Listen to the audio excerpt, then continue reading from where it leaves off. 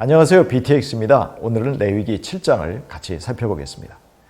5장과 6장에서 언급된 속건제는 제사의 절차를 완전히 배제한 채 죄를 빚으로 보고 속건제물의 가격과 배상 문제에 대해서 집중했습니다.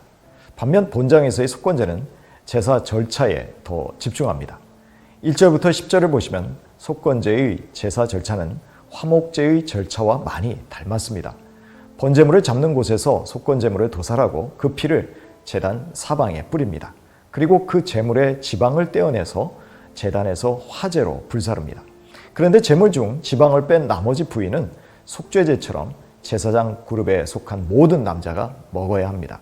그 이유는 나머지 제물이 지극히 거룩하여 오직 하나님께만 속한 것이기 때문입니다.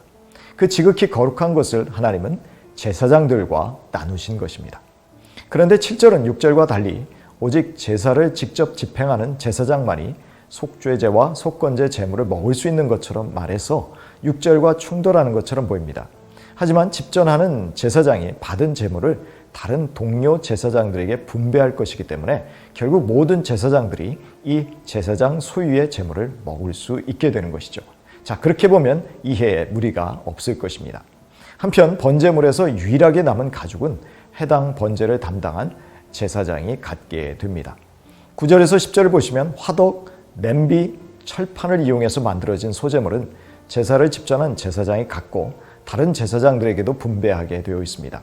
또한 기름을 섞은 소제물이나 마른 소제물들은 아론의 모든 자손, 즉 제사장 집단 전체에게 균등하게 배분됩니다.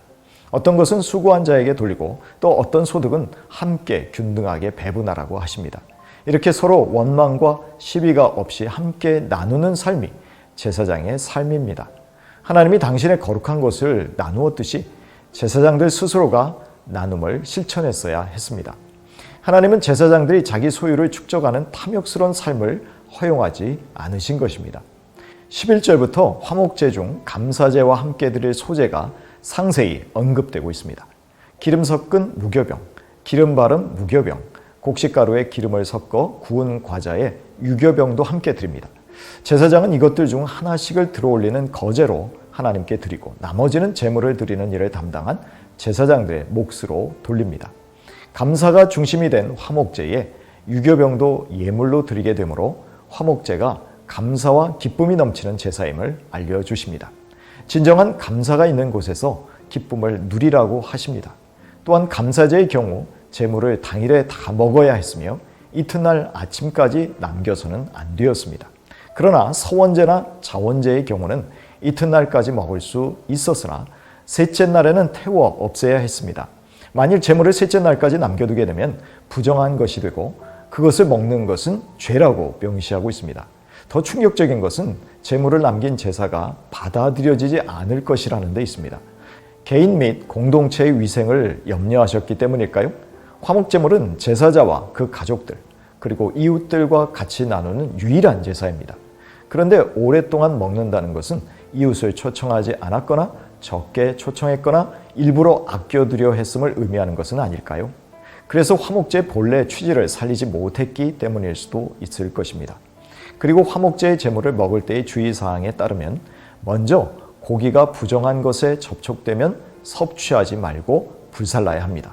또한 오직 정결한 자만 고기를 먹을 수 있으며 몸에 부정함이 있거나 부정한 것에 접촉한 자가 화목제물의 고기를 먹으면 그 사람은 백성 중에서 끊어진다고 경고하십니다.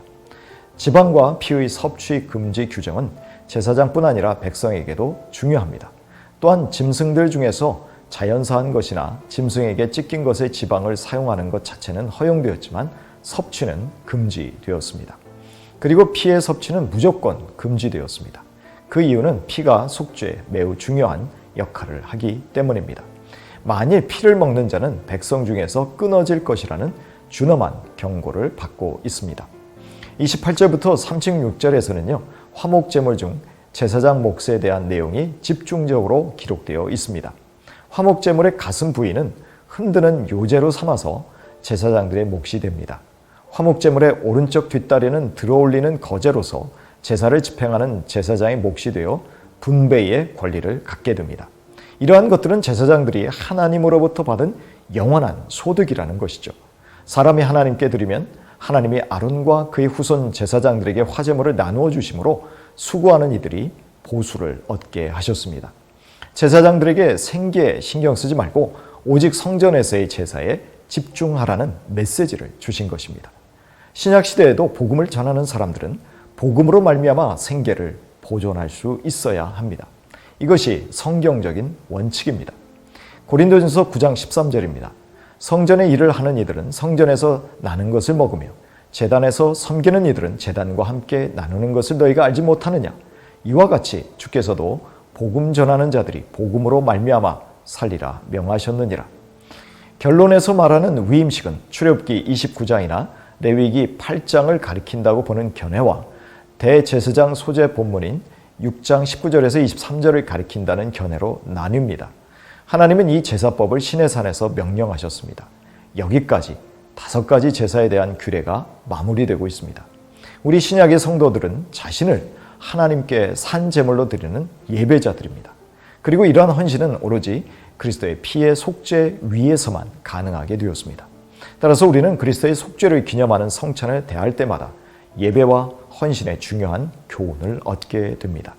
그리스도께서 흠없고 보배로운 피를 제물로 드려 하나님을 만족해 하셨듯이 우리 예배자들은 자신의 가장 좋은 것, 건강한 몸과 마음, 성숙함, 장성함 등의 값진 열매들을 하나님께 기꺼이 드려야 합니다. 그곳에서 우리는 음식과 소유를 함께 나눔으로 성도들과의 막힘없는 교제를 마음껏 축하하게 됩니다. 그런데 화목제를 먹으려면 자신을 더럽히지 않아야 했던 것처럼 성찬을 대하는 성도들 역시 합당치 않게 먹고 마시는 것을 주의해야 합니다. 그렇지 않으면 주님의 징계를 받을 수도 있기 때문입니다.